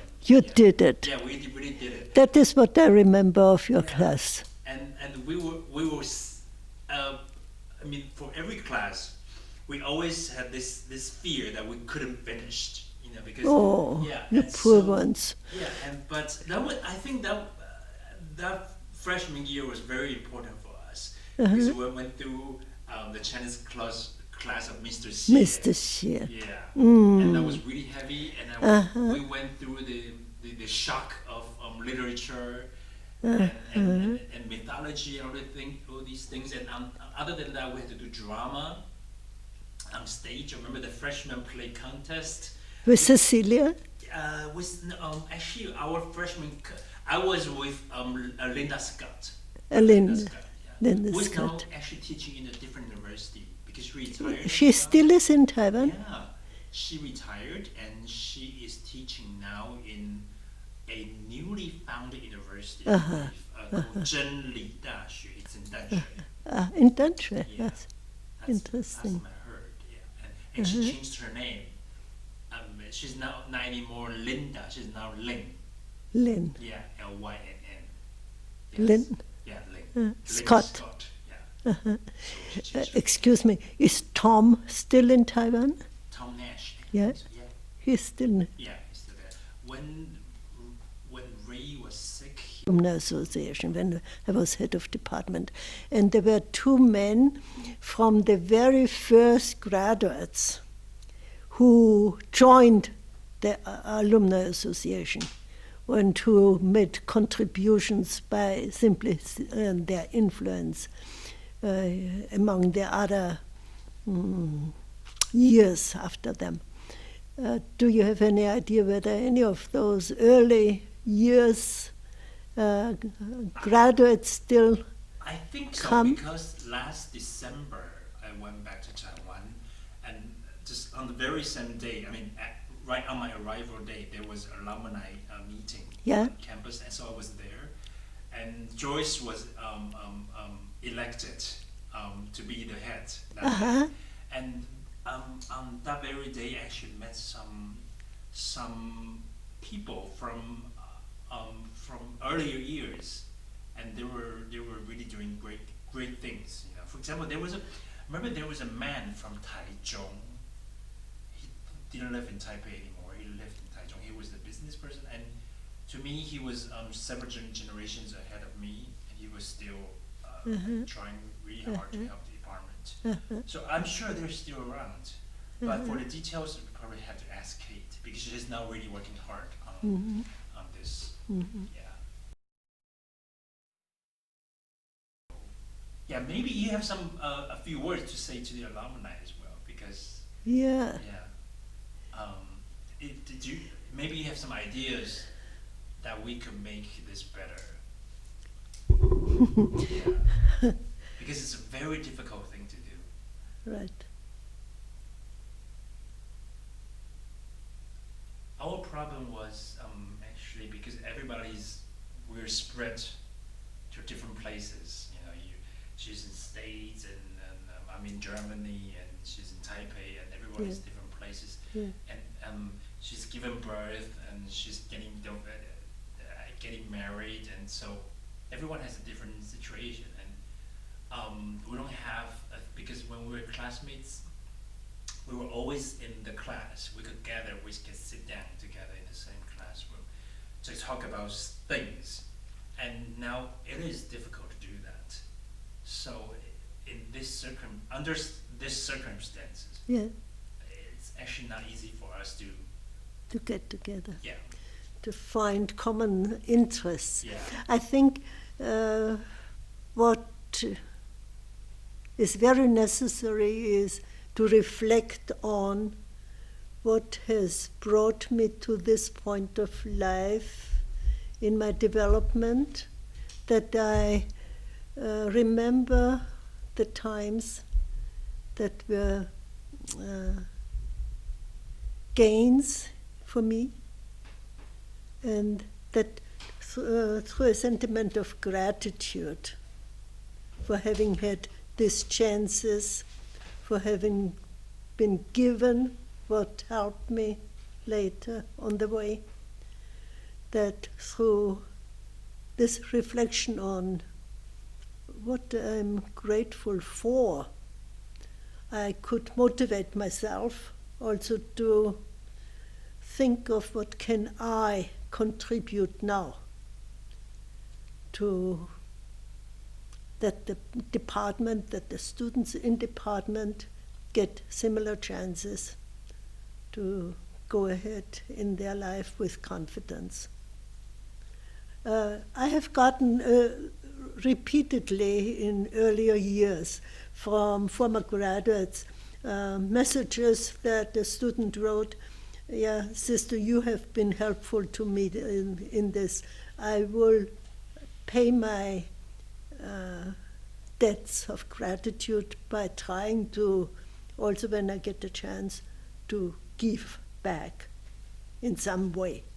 Not necessarily by money, but there are many different, probably many different situations in life where I can show my gratitude by making a contribution.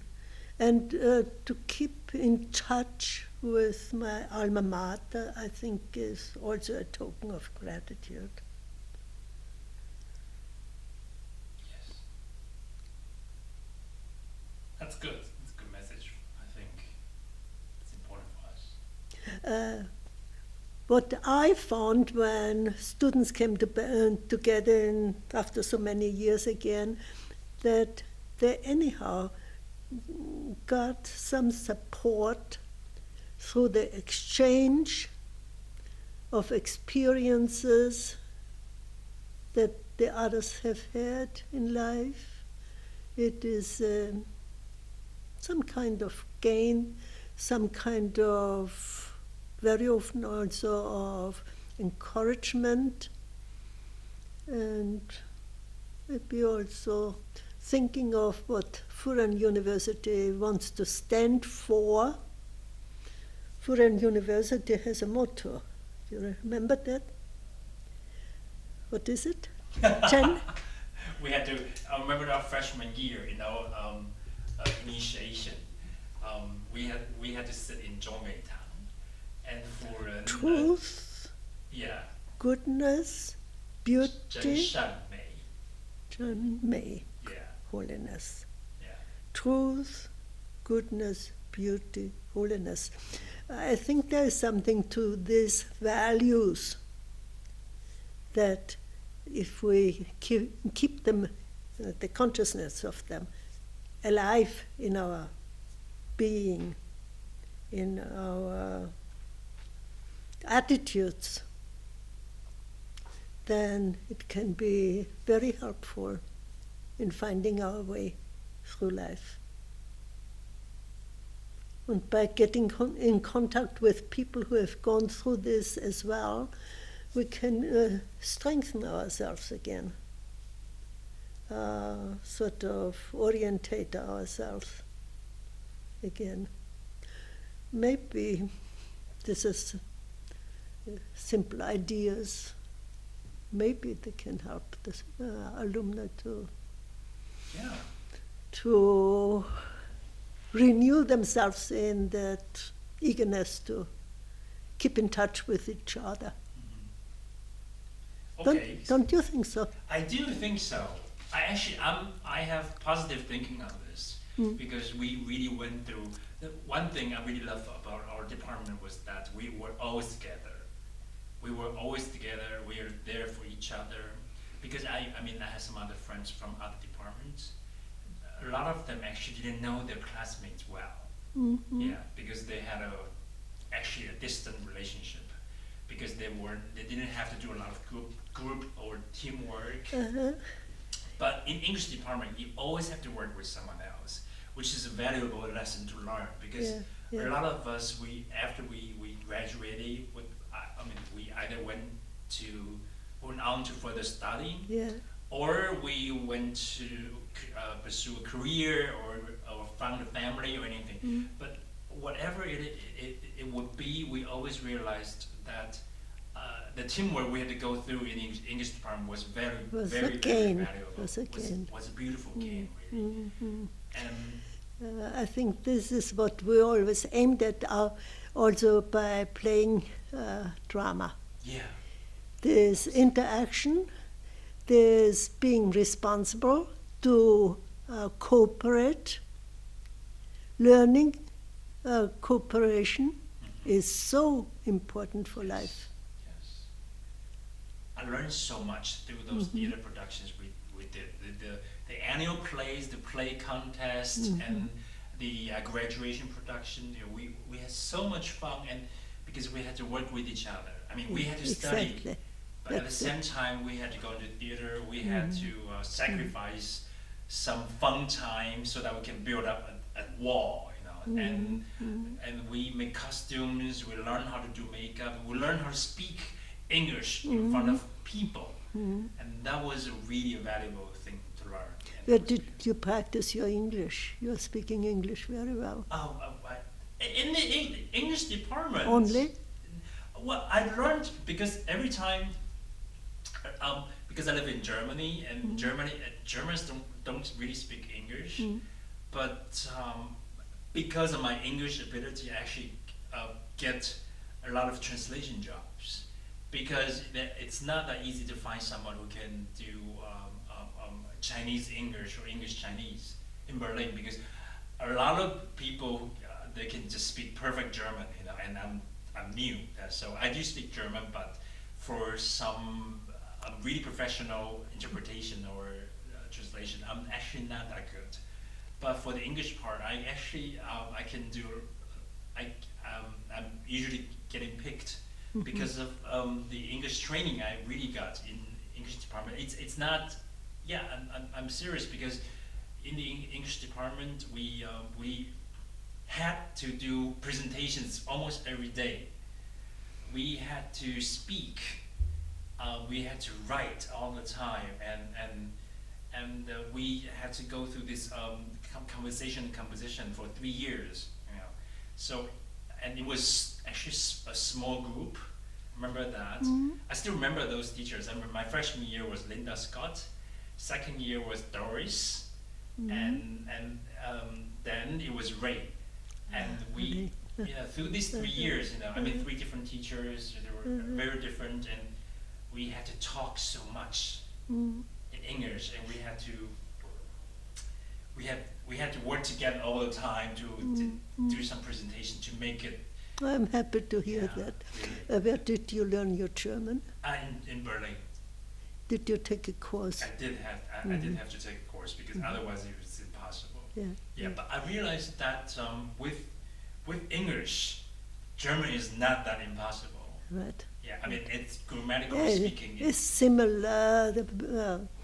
They are related languages, Germanic language. Yeah, so actually a lot of things I really found that indeed, the German verbs and the grammar is just beyond imagination. Yeah, dative, accusative, and all these things. But a lot of things, like because because of my ability in English, I really realized that when I was in the same class with some Japanese and Koreans, and I realized Of course, I you could learn a lot get faster. much advance from them. No, yeah. Yeah, So yeah. I really am. So I'm every time I talk about English department, I'm full of gratitude. Yeah, it was really because every time I go back, For your life, you can get many yeah, contents yeah. for thought and He was really values. Yeah, he was I have been thinking last week more about Shakespeare in the context of time in Shakespeare. Time is playing such an important role in his dramas, in his tragedies. The time that is given you, how you use it, and the consequences. Because I'm old now, and time, I'm running out of time? No, not yet, but not yet. not yet, but to use it well is, I have become conscious of it more than I was at times before that.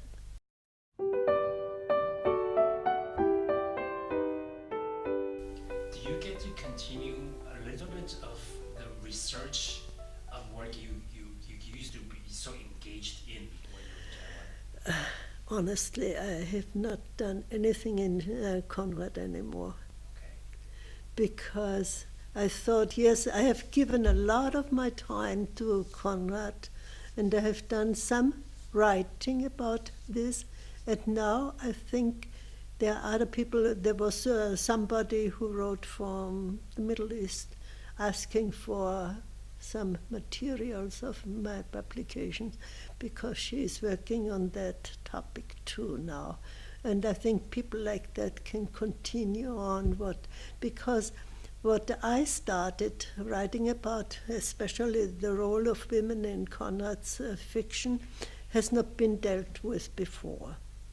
And I've done some publication on this topic, and other people can continue on that, I think. And that's worth doing, and I have gotten them a start. But now I feel there are so many other things that are immediately more important. In this context in which I am living now, I shouldn't spend my time on Conrad. Let other people do that now. Do you still read those, for example, the books that you used to? Heart of Darkness and so on. Or something like I have joined a reading club in town. Some women who were they were partly retired, partly housewives who had time to do some reading of literature, and they wanted to discuss literature, and so I joined them and gave them also inputs from my work. But I got tired of it because they did not really read the texts so that we could discuss with real gain. And I felt, yeah, they aren't my students. I cannot make them do it like I did with my students. I cannot give them any grades, and so, and then I was working on our library, and then I gave up joining them. So I'm not doing that reading for this purpose anymore, but I'm trying to read as much as I can. Especially I read much in the evenings because I want to know our library.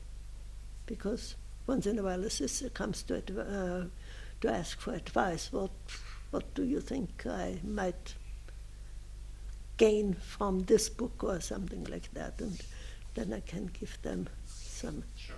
Do you get information. Do you obtain new books for the library? Of course, also. Then I look up in the internet, and usually there's these books are discussed before I buy. I want to have some input on what will I find if I do buy it. does it fit for our needs? I think it's time for you to show the library. Good. Let us Yeah. go to the library. Yeah. So because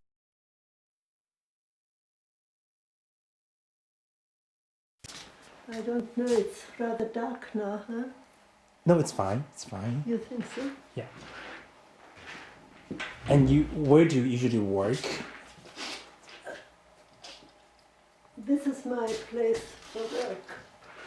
But With the radio. when I enter the books, I take them to my office. When I register the books, then I take them to the office upstairs in the fourth floor, and I type. I print the cards. This card catalog, I did all of it. Can you show me? New.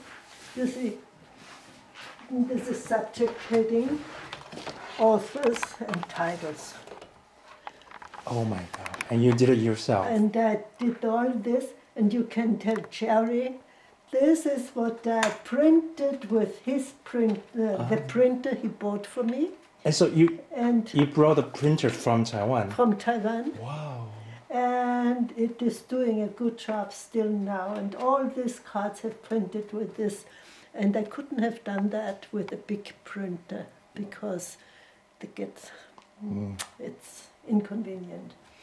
And so I'm very much thinking of what I owe to Jerry, that he got that printer for me. Oh, this is wonderful. That is title cards, author cards, and subject headings. How long did it take you to finish this catalog? 2 years to set up, because these books were all in boxes, stored away, and then we put up the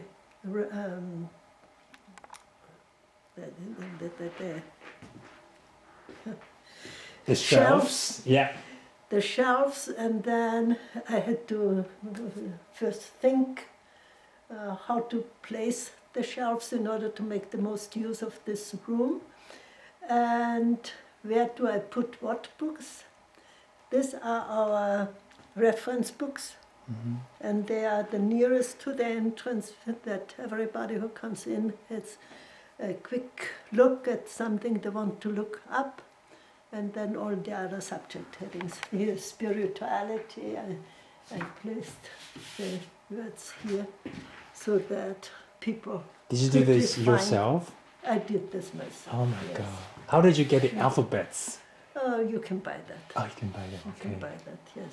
Spirituality, and then Holy Scripture, and theology, and literature. We have a little collection of literature. also Any here. English literature? English literature is also here, Wow. and then history, and a little bit of natural science, psychology here, and pedagogy. And these are very beautiful books, Bildbände. That means all kinds of art. For instance, these are all the beautiful cathedrals in Europe, Yeah. die schönsten Kirchenbauten des 1700 Jahren. This is Westminster Abbey, for instance. All these books are art and kind of this. It's a beautiful beautiful architecture. library. It's a, It's small collection, but it's a very good collection. We have many very good things here. And this is biographies. And then And- here is a liturgy. And- Liturgy is for in church. and it's always open. It's 24 hours open. or- 24 hours. The sisters come in, they take and enter what they have taken, so that other sisters looking for the same book can find here. It's not in the library, it's taken. You work on this library. There was not. There was a room on the second floor, and that was used for the nursing unit upstairs. So I had to find another place for it, and I found this place because the sisters who used this room before for recreation, they can use the other room with the big windows. We were up on the third floor, but here on the first floor there is a similar room over there, and it fits very well for the other purpose. So I got this one for the library. I do love the smell of books. It's so nice. Yeah, library. I mean, nowadays people are always Googling everything online, you know, and they forget the beauty of libraries. And Right. just right. this I also like to, it's another feeling when you have a book in your hand and you can look at them. You know, it's different than always have to sit in front of that screen, yeah. right? I don't like it either. So whenever I can, I print out and do the reading on paper. Shelter for the Nazis.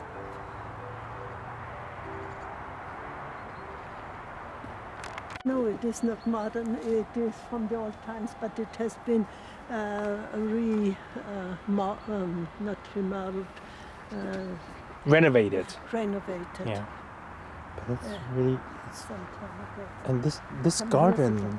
see, it's properly taken This is care of. beautiful. Oh, autumn. Autumn. Yeah, Autumn. the color of autumn. I think I don't need, if you take photos, then I don't want to have this, No, you look fine, really. but not with this. Don't like it. That's It's a little darker, no, it's fine. the convent, Mm-hmm. and so they added this. They filled up this part a second time, and now we are already filling up this part a second time.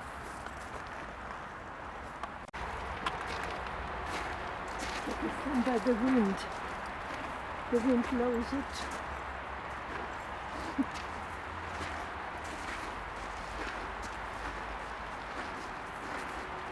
On that root of that original one, that on which St. Coleman was martyred, hung, on which he died. And the So- tree is still growing. Yeah, there's another young one coming. Oh, yeah. That was 1,000 years ago. It's not this one, surely not. No. But it's somewhere in this area there was such a tree on which he was hung. That is a I think this is a symbol. This is a yeah, symbolic yeah, remain of something the like of the that. spirits. But people come here, and it says here, according to the oral tradition, it was on this place where St. Coleman was martyred, and through the hundreds of years, the tree has always renewed itself. You see, there's a young one growing out again, Mm-hmm. and that happened in 1012. Yeah, next year is 2012. Yes. A lot of. You really climbed up Not in the tree, but on the the ladder. Yeah, but ladder. still. A high ladder up. Oh, it's a beautiful Not tree. right to the top, but rather high up. Yes. It's a beautiful tree. We had a lot of cherries here this year. Als der Herr das große Gefangenschaftslose verraten wir alle Gefahren. Da sagte man ohne anderen,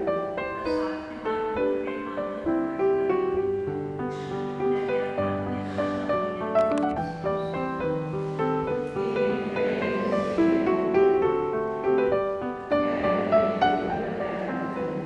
Sie gehen hinunter,